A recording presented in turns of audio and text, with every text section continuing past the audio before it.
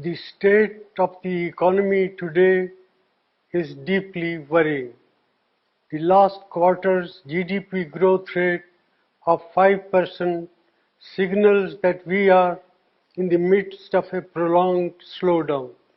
India has the potential to grow at a much faster rate, but all-round mismanagement by the Modi government has resulted in this slowdown. It is particularly distressing that the manufacturing sector's growth is tottering at 0.6%. This makes it very clear that our economy has not yet recovered from the man-made blunders of demonetization and a hastily implemented GST. Domestic demand is depressed and consumption growth is at an 18-month low. Nominal GDP growth is at 15-year low. There is a gaping hole in tax revenues. Tax buoyancy remains elusive as businessmen, small and big, are hounded and tax terrorism continues unabated. Investor sentiment are in doldrums. These are not the foundations for economic recovery. The Modi government's policies are resulted in massive jobless growth. More than 3.5 lakh jobs have been lost in the automobile sector alone. There will similarly be large-scale job losses in the informal sector, hurting our most vulnerable workers.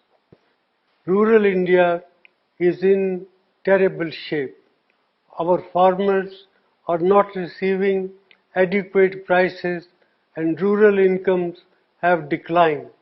The low inflation rate that the Modi government likes to showcase comes at the cost of our farmers and their income by inflicting misery on over 50% of India's population.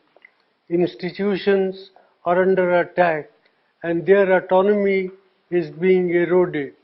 The resilience of the Reserve Bank will be tested after its record transfer of rupees 1.76 lakh crores to the government, which claims that it does not have a plan on what it will do with this windfall.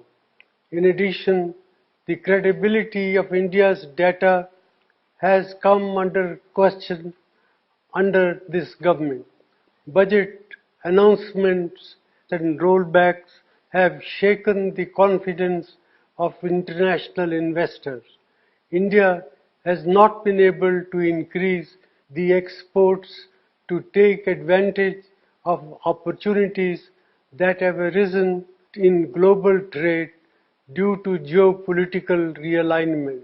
Such is the state of economic management under the Modi government. Our youth, our farmers and our farm workers, entrepreneurs and the marginalized section deserve better. India cannot afford to continue down this path.